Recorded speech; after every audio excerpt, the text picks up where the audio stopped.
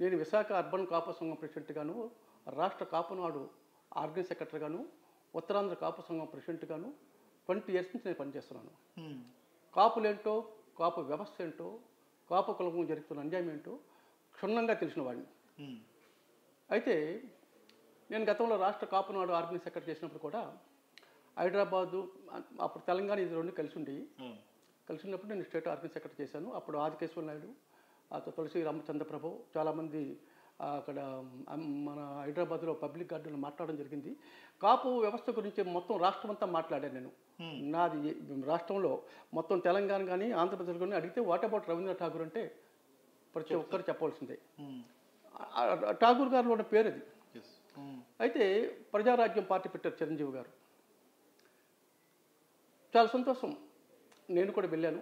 మంచి పని చేసావయ్యా, cine field నుంచి ప్రజల్ని ఉద్ధరించడానికి, కాపులకి మంచి చేయాలని ఆలోచనతో వచ్చావు చిరంజీవి గారు. మంచిదే, చాలా బాగా చేయాలి మీరు. మరి ముందు భవిష్యత్తులో కాపులందరూ మీ వెంట ఉంటారు. I don't want any single and pen your pocket. మీ జేబులకు పైసా అక్కర్లేదు, మేము డబ్బులు ఇచ్చుకొని మిమ్మల్ని తయారు చేసుకుంటాం. మీ నాయకత్వాన్ని మేము కోరుకుంటాం. తప్పనిసరిగా మంచి ఆలోచనతోటి ఒక నీతి, నిజాయితీ, ధర్మము, త్యాగము, ధైర్యము, ఆలోచన, అవగాహన, ప్రేమ, జాలి, దయ, కరుణ అన్నీ ఉండాలి. ఒక నాయకుడికి ప్రజాస్వామ్య పరిరక్షకుడు అంటే ఆడు ఉండవలసిన లక్షణాలు ఏంటి చెప్పంటే, వాడు ప్రజాస్వామ్య పరిరక్షకుడికి ఉన్న లక్షణాలు ఏంటి? సర్వమాన సౌభ్రతము, సమైక్యత భావము, సంఘీభావము, అన్ని కులాలు, అన్ని మతాలు, అన్ని వర్గాలు సమతుల్యము, సమభావత చూడగలిగిన వాడే అసలైన సిసలైన ప్రజాస్వామ్య పరిరక్షకుడు. కులపిచ్చి, ధనపిచ్చి, రాజ్యకాంక్ష పిచ్చి, కొడుకు పిచ్చి పట్టుకుని చంద్రబాబు వాళ్ళకి ఉండకూడదు. అంచేత చిరంజీవి గారు, మీరు కాపులు ఎక్కువ మంది ఉన్నారు కనుక మీరు చేయండి, మేము ప్రోత్సహిస్తామని చెప్పాను. అయితే అతను మొట్టమొదటి స్టేట్మెంట్ ఏంటంటే, నా ఈ పార్టీలో నీతి, నిజాయితీ, దొంగలకు స్థానం లేదు, మంచి వాళ్ళకే, పరిశుద్ధమైన వాళ్ళకే మరొకరికి అవకాశం ఇచ్చే లేదు ఇందులో. నా ఈ పార్టీలో అందరూ నీతి, నిజాయితీ పరులే ఉంటారు. నన్ను ప్రేమించే వాళ్ళు ఉంటారు, నన్ను గౌరవించే వాళ్ళు ఉంటారు, నన్ను పూజించే వాళ్ళు ఉంటారు. మరొకరికి అవకాశం లేదు. దొంగలు జాయిన్ అన్నాడు. పార్టీ పెట్టాడు, పార్టీ సింబల్ వచ్చింది, దొంగలందరూ జాయిన్ అయిపోయారు. అప్పుడు పత్రికా విలేకరులు అడిగారు, ఏంటి చిరంజీవి గారు మీ పార్టీలో అందరూ నిజాయితీ పరులు ఉంటారు అన్నారు, ఇటు దొంగలు వచ్చారంటే అనుభవం కావాలి కదండి, అనుభవజ్ఞులు ఉండాలి అని అన్నారు. అంటే వీళ్ళు నిజంగా కాపు వ్యవస్థను బాగు చేయాలని, కాపుల్ని గొప్పగా తీసుకెళ్లాలని దృక్పథం ఉన్నవాడు నిజాయితీపరుడై ఉండాలి. స్వార్థపరుడు కాకూడదు, నిస్వార్థంతో పనిచేయాలి. మాకు ఎంతవరకు వచ్చిన వాళ్ళు ఎవరు కూడా స్వార్థపరులు తప్ప నిస్వార్థపరులు ఎవరు లేరు. అందుకే కాపు వ్యవస్థ పేలుగురైపోయిన కారణం అది. చిరంజీవి గారు పార్టీ పెట్టారు.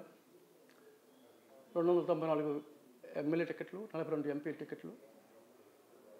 అభ్యర్థులు పోయారు, చిరంజీవి బాగుపడ్డాడు. చిరంజీవి పార్టీ కల్పించాడు కాంగ్రెస్ పార్టీలో.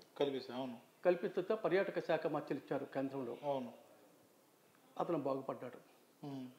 అభ్యర్థులు అడుగు తినిపోయారు, కాపులు మోసపోయారు. అది అలా ఉన్నాయండి. ఇప్పుడు పవన్ కళ్యాణ్ వచ్చారు. ఇప్పుడు కూడా ఇతను పవన్ కళ్యాణ్ కూడా మేము మా శక్తి ఎంతవరకు ఉందో అంతవరకు అతను సాయం చేయడానికి అన్ని విధాలు కృషి చేస్తాము. కానీ అతనికి దివి నుండి భూమికి దిగి వచ్చిన దివ్య పురుషులు అనుకుంటారు వాళ్ళు. దివి నుండి భూమికి దిగి వచ్చిన దివ్య పురుషులు, మేము ప్రత్యేకించి పుట్టిన వాళ్ళవి, వీళ్ళందరూ సామాన్యులు అనుకునే మనస్తత్వం, అహంకారం కూడా.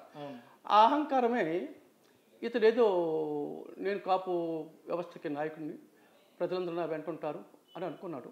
సినిమాలు కూడా హిట్ అవ్వడం వల్ల ఆ సినిమా చూసిన జనం చాలా నాకు ఓట్లేస్తే నేను ముఖ్యమంత్రి అయిపోతాను అనుకుంటున్నాడు.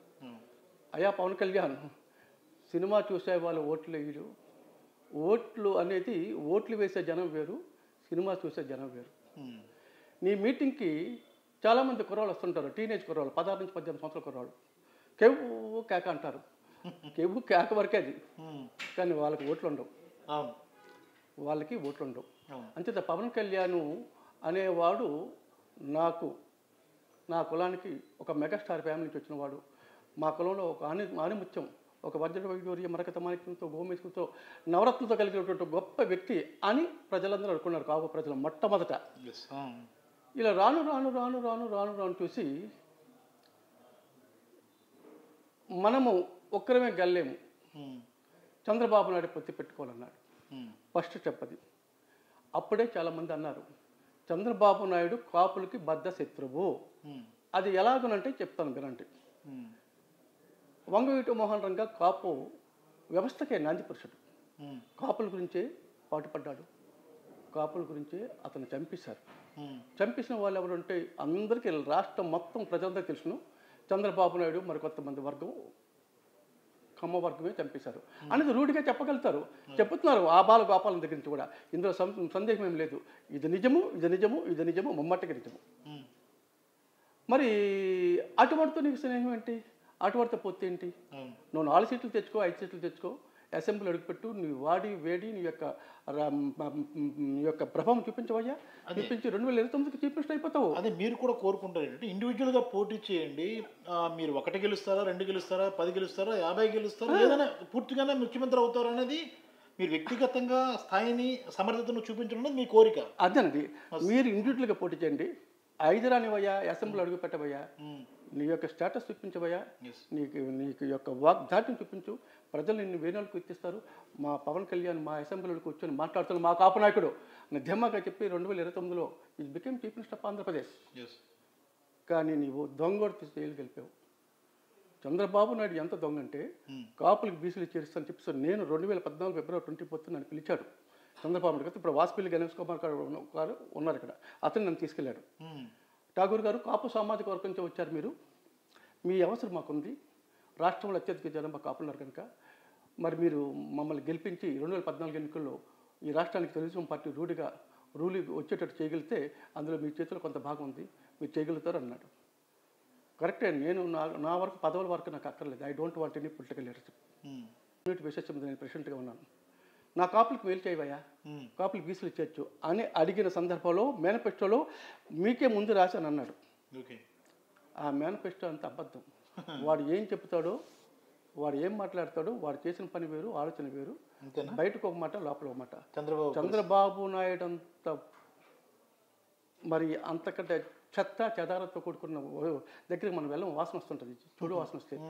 వాడు పక్కన నిల్చుంటే అంత చెత్త కంపు కొట్టినటువంటి మనస్తత్వం కలిగిన వాడు Chandrababu Naidu. You don't believe them, it's very dangerous fellow. నాకు 80 సంవత్సరాల వయసు, నాకంటే చిన్నవాడే, చాలా చిన్న. మరి అలాంటి వ్యక్తి మన రంగాన్ని చంపేశాడు అని తెలుసు నీకు. ముదరగడ పద్మనాభాన్ని రాష్ట్ర కాపు వ్యవస్థకి అతను ఎంతో కృషి చేసి కాపుల్ని ఎంతో చెయ్యాలనే ఆలోచనతో అనేక రకాల సత్యాగ్రహాలు చేస్తే అతను ఒకరోజు ఇంట్లో పెట్టి కొట్టి ఆ కొడుకుని, కోడల్ని, భార్యని గృహహింస చేసి ఎన్నో ఇబ్బందులు పెట్టిన వ్యక్తికి ముదరగడ పద్మనాభం అతను ఎవరి కోసం చేశాడు? మన కాపుల కోసం చేశాడు. మరి ఆ రోజు నువ్వేమయ్యావో? రంగాన్ని చంపినప్పుడు నీకు తెలియపోవచ్చు, నువ్వు బచ్చాగాడివి. కానీ ముదరగడ పద్మం నీకు ఇబ్బంది పెట్టినప్పుడు తెలుసు కదా. మరి మీరేం ప్రశ్న చేయలేదు? నువ్వు కాపాడు కదా, కాపులు వదిలిద్దాం వచ్చావు కదయా. అంచేత కాపులు వదిలించేవాడికి ఈ లక్షణాలు ఉండవు. పవన్ కళ్యాణ్ లక్షణం ఏంటంటే ఇప్పుడు పొకింటి జులై సినిమా చూసారా? జులై కబుర్లు ఆడుకుని ప్యాంటు జిప్పు లాక్కొని ఈ క్యారెక్టరు సినిమాకి పనికొస్తుంది, ప్రజలకు పనికిరాడు. ఇంకా అతను బాగా నేర్చుకోవాలి. మరి రాష్ట్రంలో అత్యధిక జనాభాగా ఉండి కాపులుండి అనేక సంఘాలు ఉన్నాయి. ఎప్పుడైనా నువ్వు కాపు నాయకుడిగా వచ్చి ఏ సంఘం నాయకుడితో మాట్లాడావు? ఒక్క సంఘం నాయకుడితో మాట్లాడేవా? అంటే ఏంటది? అంటే సార్ ఇప్పుడు ప్రధానంగా మీరు కాపు సంఘానికి సంబంధించిన సీనియర్ నాయకులుగా ఉన్నారు. కాపు సంఘాలు చాలా ఉన్నాయి. అందులో జనసేనలో మెజారిటీ భాగం కాపులు ఉన్నారు, యాక్టివ్గా పనిచేశారు, చాలా డబ్బులు ఖర్చు పెట్టుకున్నారు, అలాగే జెండాలు మూసారు. పవన్ కళ్యాణ్ మీద ఏక కూడా వాళ్ళని ఇవ్వకుండా సోషల్ మీడియాలో కానీ బయట కానీ పోరాటం చేస్తూ ఉన్నారు. కానీ తాజా పరిణామాలు చూస్తున్నారు కదా, మీరు చూసినప్పుడు కాపు సామాజిక వర్గంలో మెజారిటీగా ఎలాంటి ఆలోచన దృక్పథం వస్తుంది? ఈ మధ్య కాలంలో నాకు కొన్ని వందల మంది, కొన్ని వేల మంది ఫోన్ చేశారు. మీరు రాష్ట్ర కాపు నాడుగా ఆర్గనైజ్ సెక్రటరీ చేశారు, సిటీ ఇంటర్నేషనల్ సిటీ విశాఖపట్నం సిటీకి మీరు అధ్యక్షుడిగా ఉన్నారు. పవన్ కళ్యాణ్ అభిప్రాయాలు, పవన్ కళ్యాణ్ ఆలోచనలు మీకు ఏ విధంగా ఉన్నాయో మీరు అర్థం చేసుకున్నారని అడిగారు నన్ను. ఎందుకు హరిరామ్ జాగి కొడుకే అడిగాడు. అతడు మన కాపులను వదిలేద్దామని, కాపులకు మేలు చేద్దామని అనుకున్నాం కదా, అతను పంపించాము. అతడు ఆలోచన సరైన కావు. మోసపూరితమైన ఆలోచనతో అతడు బాగుపడాలి, ఎవడాలకపోయినా పర్వాలేదు, మభ్యపరిచి కాపులు మభ్యపరిచి కాపుల్ని ఇంకొక ట్రాక్లో మార్చేసుకెళ్ళిపోతున్నాడు. మార్చుకొని నేనే దిక్కు అనేటట్టు అనుకున్నాడు. ఓకే. కానీ కాపులో చాలామంది టీనేజ్ కుర్రాలు తప్ప తచ్చిమందరూ కూడా వీడు కరెక్ట్ కాదు అనేది ఆలోచనలోకి వచ్చేసారు అప్పుడే. ఓకే. జగన్మోహన్ రెడ్డి కరెక్ట్. ఎలా సార్ అది? అంటే ఇప్పుడు ఇంతకాలం మనం అంటే చాలా నమ్మకంతో ఉన్నారు కదా పవన్ కళ్యాణ్ విషయంలో. జగన్మోహన్ రెడ్డిని పవన్ కళ్యాణ్ని పక్క పక్కన పెట్టినప్పుడు అంటే రాజకీయ నాయకుడిగా కానీ, పాలనా విధానంలో కానీ, ఆలోచన విధానంలో కానీ ఇవన్నీ బేరీజ్ వేసుకున్నప్పుడు ఎవరు బెటర్ అని అనుకోవాలి? ఇప్పుడు ఒక అంచనాకు వస్తున్నారా? వచ్చేసారండి, వచ్చేసారు జనాలు. ఓకే. ఎందుకంటే వీడు చంద్రబాబు నాయుడికి దగ్గర ప్యాకేజీ తీసుకున్నవాడు. ఎందుకంటే ఇంతమంది హెచ్చరిక చేసి నువ్వు వాడిని వదిలే వదిలే వదిలే వదిలే అని మొత్తం రాష్ట్రం మొత్తం కాపులందరూ కూడా ఉచ్చరిస్తుంటే నాకు చంద్రబాబు నాయుడే ముద్దు, కాపులు వద్దు అనే ప్రభావం ఏర్పడింది. అంచేత చంద్రబాబు నాయుడు పరమ మూర్ఖుడు, పరమ దొంగ. ఎందుకంటే మనం ఇంకా వల్కర్ లాంగ్వేజ్కి వెళ్ళలేదు, ఇంకా పామర భాష ఇది. ఈ పామర భాష కొడుతున్నాడు. ఎంచేతంటే చంద్రబాబు నాయుడు రంగాన్ని చంపడమే కాదు, కాపులకి బద్ధశత్రువు. ఏ విధంగా బద్ధశత్రువు అంటే కాపులకి అందరికీ మీకు నేనున్నానని చెప్తూ మమ్మల్ని మోసం చేసి నడి సముద్రంలో ముంచేసిన గొప్ప ప్రబుద్ధుడు. ఎందుకంటే అతనికి పుట్టుకతోటే మంచి లక్షణాలు రాలేదు. ఎందుకంటే మరి వాళ్ళ బాబు ఏం చెప్పాడు, ఏం చేశాడు, ఎలా కన్నాడు నాకు తెలియదు. కానీ తనకి రాజకీయ పరిజ్ఞానం కలిగించాడు. రాజకీయ భిక్ష, ఆర్థిక భిక్ష, ప్రజల్లో గొప్ప వ్యక్తిగా ఎదిగేటటువంటి భిక్ష కూడా ఎన్టీ రామారావు మహానుభావుడు అతనికి ఇస్తే అతన్నే తోసేసి కుర్చీ ఎక్కిపోయాడు. అంటే ఈడు కృతజ్ఞుడు, వెన్నుపోటుదారుడు. ఇంతకన్నా వెన్నుపోటు కూడా ప్రపంచంలో ఉండడు. ప్రపంచంలో నెంబర్ 1 వెన్నుపోటుదారు అంటే ఈడు ఆడిపేరు చెప్పాల్సి ఉంటుంది. వెన్నుపోటుదారుల సంఘానికి అధ్యక్షుడు. అంత గొప్ప వ్యక్తి. వాడు నిజము మాట్లాడాడు. నిజం అనేది మాట్లాడాడు. ఆడు నోటిని నిజం రాదు. ఫైనల్గా చెప్పండి సార్. ఇంకో చిన్న విషయం, వాడు మనస్తత్వం చెప్పేస్తున్నాను. పవన్ కళ్యాణ్ యూజ్లెస్ ఫెలో అండి. అంటే ఆ మాట ఎందుకన్నానంటే అంటే ఏదైనా కానివ్వండి సార్, అంటే రాజకీయంగా ఒక కీలకమైన సమయం ఏర్పడింది, ఎన్నికలు వస్తున్న వేళ ఒక సీనియర్ కాపు సంఘానికి సంబంధించిన నేతగా మీరు ఎలాంటి దిశానిర్దేశం ఇవ్వబోతున్నారు కాపు సంఘానికి కానీ, లేదంటే జనసేనను ముఖ్యంగా పవన్ కళ్యాణ్ నమ్ముకున్న చాలామంది ఉన్నారు కదా, వాళ్ళకి ఎలాంటి దిశానిర్దేశం? చాలామంది నేను జనసేన నమ్ముకున్న కార్యకర్తలు కానీ నాకు చాలామంది నిన్నటి నుంచి ఫోన్లు ఇంచుమించు ఒక 1000 మంది హైదరాబాద్ ఇప్పుడే ఫోన్ చేశారు. ఒక అతను పోల్దాస్ కృష్ణమూర్తి అని, చాలా మంచి మీరు స్టెప్ తీసుకున్నారు. మీలాంటి వాళ్ళు మాట్లాడితేనే కాపులకు అర్థమవుతుంది. ఇంకా పిచ్చిలో ఉన్నారు, ఆడి పిచ్చిలో ఆ పిచ్చి పోతుంది. ఇప్పుడు చాలామంది తప్పనిసరిగా రవీంద్రనాథ్ ఠాగూర్ లాగా మాట్లాడాలి, నిజం నిర్భయంగా మాట్లాడాడు అని చెప్పడం జరిగింది. నన్ను చాలామంది అడిగారు, తిట్టారన్నా పవన్ కళ్యాణ్ మీరు తిట్టేస్తున్నారు బాగానే అని. అంటే చుట్టమా నీకు అన్నా నేను కాదండి. నేను విశాఖపట్నం సిటీలో ఉన్నాను, మీ అందరికీ కష్టకాలట్లో పాలు పంచుకుంటున్నాను. మీరు ఎప్పుడు ఏం చెప్పినా చేస్తున్నాను. పవన్ కళ్యాణ్ చేస్తాడా? చేయడు. పవన్ కళ్యాణ్ కాపాడని మీరు ఎలాగనుకుంటున్నారు? క్యారెక్టర్ లేదు, కాంటాక్ట్ లేదు.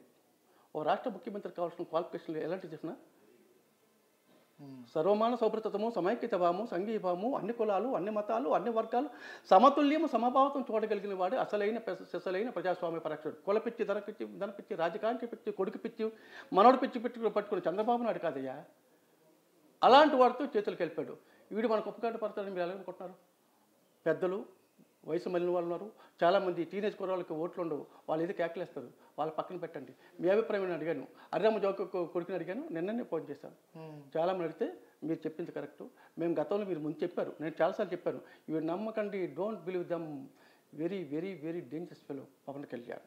పవన్ కళ్యాణ్ని మనవాడు, మన కాపోడు అనుకుంటే క్యారెక్టర్ లేనివాడు, కాంటాక్ట్ లేనివాడు, ఒక ఇంటిని బాగు చేయలేనివాడు. ఈ రాష్ట్రం అనేది ఒక పెద్ద ఇల్లు, ముగ్గురున్నోడికి నువ్వు సరిపెట్టి భార్యలు పిల్లలు చూసుకోలేనివాడు రాష్ట్రాన్ని అర్థరించి వస్తాడు. ఒక రాష్ట్ర ముఖ్యమంత్రి కానీ, ఒక రాజ్యానికి రాజు కానీ, వాడు గుణగానాలు పెట్టే ఉంటుంది ఆ రాజ్యం కానీ, ఆ రాష్ట్రం కానీ. మరి అంటే అన్నారు, అన్నా ఇన్నాళ్ళు మేము వాడేదో ఉద్ధరిస్తాడు అనుకున్నాం, కరెక్ట్ కాదన్నా, ఇప్పుడు మాకు అర్థమైంది. వాడు తీసుకెళ్ళి చంద్రబాబు నాయుడు ముడ్లో దూరుతున్నాడు, మనల్ని అమ్మేస్తాడు చంద్రబాబు నాయుడికి అని చెప్తే మీరు చెప్పింది కరెక్టు. అందుకే రేపు 2024 ఎన్నికల్లో రాష్ట్రంలో ఈ ముఖ్యమంత్రి ఎందుకు కావాలనుకుంటున్నారు, ఎందుకు రావాలనుకుంటున్నారు అంటే దాన్ని కూడా చెప్తున్నాను. రాష్ట్ర ముఖ్యమంత్రిగా జగన్మోహన్ రెడ్డి కంటే రాజశేఖర రెడ్డి గొప్పవాడు. ఎందుకంటే రాజశేఖర రెడ్డి నాకు పరిచయం ఉంది. రాజశేఖర రెడ్డి గారితో పాదయాత్ర చేశాను. నెల్లిమర్లలో బాగా ఎండ కాస్తుంది, ఎండ కాస్తే చెమట కారిపోతుంది. ఇలా రొమ్మలు తీసుకుని తుడుస్తుంటున్నారు. అయ్యో బాగా కారిపోతుంది అని చెప్పేసి నేను అసలు గొడుగెత్తి పెట్టి పట్టుకున్నాను. దించండి ఠాగూర్ గారు, దించండి.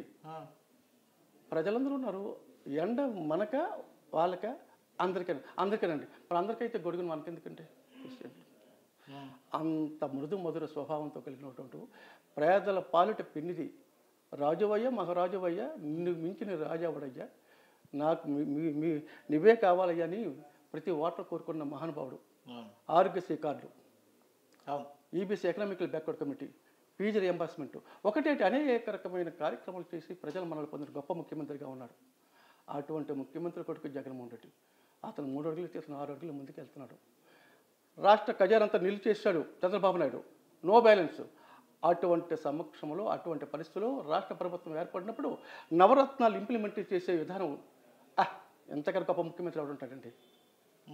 రాత్రింబలు కష్టపడి నిస్వార్థంతో నా ఈ ప్రజలు సుఖంగా ఉండాలి, సంతోషంగా ఉండాలి, ఆనందంగా ఉండాలి, ఎల్లవేళలో నన్నే స్మరించాలి అంటే నేను ఎంత మంచి పని చేయాలో అంత మంచి పని చేయాలి. నా తండ్రిని మించిన తండ్రిని దైవంగా కోరుకున్నారు ఈ రాష్ట్ర ప్రజలు. ఆ రోజు కాంగ్రెస్ పార్టీ భూస్థాపితం అయిపోయింది. దాన్ని చేయుతో మొత్తం బయటికి లాగిన వాడు మనగాడు రాజశేఖర రెడ్డి. దాన్ని ఆలోచన చేసి సోనియా గాంధీ ఇలాంటి ఏం చేశారంటే ప్రతి 6 మాసాలకి రాష్ట్ర ప్రభుత్వంలో ఉన్న అధినేత అయినటువంటి ముఖ్యమంత్రిని మార్చేసేవారు. మార్చేసి వాళ్ళు నచ్చిన ముఖ్యమంత్రి పెట్టుంటారు. వాళ్ళ మాట ఇన్నోడు ఉంటాడు, వినపతి తీసేయడం అనమాట. ఈ రాజశేఖర రెడ్డి గారిని కూడా తీసిపోయారు. ఇది మీ నుంచి వచ్చిన వాడిని కాదు, నేను ప్రజల నుంచి వచ్చిన వాడిని, నా దగ్గర మీకు తెలిసే పెంచకండి అని చెప్పిన వాడు రాజశేఖర రెడ్డి. ఆ రాజశేఖర రెడ్డిని అటువంటి గొప్ప వ్యక్తి వాడు ఉంటే ఏమవుతాడని చెప్పేసి భగవంతుడి దేవాల అతడు అటానమస్ స్మరణ అయిపోయింది. అంటే ఫైనల్గా మీరు చెప్పండి సార్, ఈ ప్రస్తుతం ఎన్నికలు ఒక రెండు నెలలు సుమారుగా ఉన్నట్టు మనం లెక్కేసుకోవాలి. ఈ పరిస్థితుల్లో జనసేన వెనుక వెళ్తున్న వాళ్ళు, ఇంకా జనసేన నమ్ముకున్న వాళ్ళు, పవన్ కళ్యాణ్ మీద మోజు ఉన్న వాళ్ళందరికీ మీరు ఎలాంటి సూచన చేస్తారు? నేను ఎప్పుడే చెప్తున్నానండి, చెప్పాను కూడా ఇప్పుడే ఆల్రెడీ చెప్పడం జరిగింది. నాకు చాలామంది ఫోన్ చేశారు. మీరు పవన్ కళ్యాణ్ మన కాపాడని మనం ఓట్లేస్తే వాడు ముఖ్యమంత్రి కాడు కదా. 25 సీట్లు వచ్చినాడు ముఖ్యమంత్రిగా అవుతాడు. 150 సీట్లు ఉన్నాడు వాడైతే 25 సీట్లు ముఖ్యమంత్రి కదా. మరి ఏ ఆలోచనతో పవన్ కళ్యాణ్ మీరు ఓట్లేస్తారు? ఇతను ముఖ్యమంత్రి అవుతాడా? అవడు. ఒకసారి చంద్రబాబు నాయుడిని, లోకేష్ని ఈ తపాకి పవన్ కళ్యాణ్ ముఖ్యమంత్రి చేస్తాం కాపు సోదరులు అనమనండి, అనగలరేమో? అనలేదు కదా. మరి పవన్ కళ్యాణ్ ముఖ్యమంత్రి అవడు కదా. 25 సీట్లు వచ్చిన ముఖ్యమంత్రికి అవుతాడు. మరి అంటే వీడు దేనికో అమ్ముడిపోయాడు. అది అంతర్భాగము, అది బయటకు తెలియలేదు. కానీ ఒక విషయం ఏంటంటే మేధావులు, విద్యావేత్తలు, చాలామంది సంస్కారవేత్తలు, సనాతన ధర్మాన్ని పాటించే వాళ్ళు చాలామంది ఊహాగానాలు ఏంటంటే ఇతను ప్యాకేజీ మ్యాన్. సామాన్యుడు సైతం పల్లెటూరులో కూడా పవన్ కళ్యాణ్ అండి ఆడ ప్యాకేజ్ మ్యాన్ అని అంటున్నాడు. ఏంటి చదువు సంజయ్ లేనివాడు కూడా. అంచేత తప్పనిసరికి 2024 ఎన్నికల్లో జగన్మోహన్ రెడ్డి అత్యధిక మెజార్టీతో గెలుస్తాడు. అతనే ముఖ్యమంత్రి అవుతాడు. అతనే రావాలి అనుకుంటున్నారు. మరి నాకు తెలిసిన వరకు ఈ ఉత్తర నియోజకవర్గంలో ఇన్ఛార్జిగా పనిచేస్తున్న మన కేకే రాజు గారు రాత్రింబావులు కష్టపడుతున్నారు. గడప గడపకి ఏ ముఖ్యమంత్రి, ఎలాంటి ముఖ్యమంత్రి అంటే ఈ రాష్ట్రంలో ఉన్న ముఖ్యమంత్రిని మొత్తం భారతదేశం అంతా చూస్తుంది. ఏం చేశాడు రాని అంటే జేబులో పైసా లేకుండా లక్షలు ఖర్చు పెట్టి ప్రజలు ఆనందాన్ని, సంతోషాన్ని ఆ మొక్క కవలికల్లో చూస్తున్నాడే జగన్మోహన్ రెడ్డి. అంత గొప్ప ముఖ్యమంత్రి మరి ఎవరు ఉంటాడండి? అటువంటి ముఖ్యమంత్రి యొక్క ఆలోచనలు పరిగణలో తీసుకొని మన ఎమ్మెల్యేలు కానీ, మన కేకే రాజు లాంటి వాళ్ళు కానీ ఉత్తర నియోజకవర్గాన్ని అన్ని విధాలు అభివృద్ధిపరిచాయి. ఇవాళ రాష్ట్రంలో అత్యధిక జనాభాతో ఉన్న వాళ్ళు కూడా ఈవేళ పవన్ కళ్యాణ్ లాంటి పక్క పెట్టేసి చంద్రబాబు నాయుడిని తోసేసి జగన్మోహన్ రెడ్డికి పట్టం కడతారని నేను చెప్తున్నాను. 2024లో మళ్ళీ జగన్మోహన్ రెడ్డి ముఖ్యమంత్రి అవుతాడు.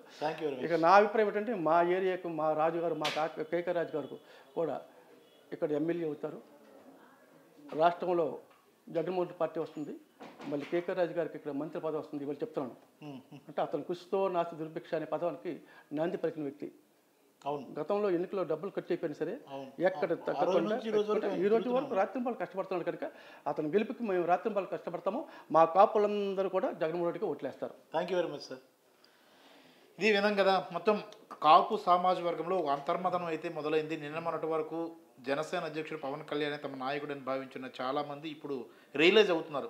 అసలు ఇతను అనవసరంగా తామంతా కూడా జనసేన అధ్యక్షుడికి పవన్ కళ్యాణ్కి భుజాన వేసుకోవాలని చూస్తుంటే పవన్ కళ్యాణ్ వెళ్ళి చంద్రబాబు గూట్లో దూకడాన్ని వారంతా కూడా సహించలేకపోతున్న పరిస్థితి కనిపిస్తుంది. ఈ పరిస్థితుల్లో కాపు సామాజిక వర్గం సీనియర్ నాయకులు కానీ కాపు నాడుకు సంబంధించిన సీనియర్ నేతలు అంతా కూడా రియలైజ్ అయ్యి ప్రస్తుతం పార్టీ ఖచ్చితంగా జగన్మోహన్ రెడ్డికి సపోర్ట్ చేయాలని నిర్ణయించుకున్నట్టుగా అర్థమవుతుంది. ఆ రకంగానే ఆ సంకేతాలు అయితే ఇప్పుడిప్పుడే వస్తున్నాయి. ప్రధానమైన నేతలు కూడా ఇప్పుడు మీడియా ముందుకు వచ్చి ఎవరైతే పవన్ కళ్యాణ్కి మద్దతు పలుకుతున్నారో అంతా కూడా రియలైజ్ అయ్యి ఖచ్చితంగా తమ మనసు మార్చుకోవాలని పరోక్షంగా సూచిస్తున్న పరిస్థితి కూడా కనిపిస్తుంది. కెమెరామెన్ మూర్తితో ప్రసాద్, ఐడ్రీ మీడియా, విశాఖపట్నం.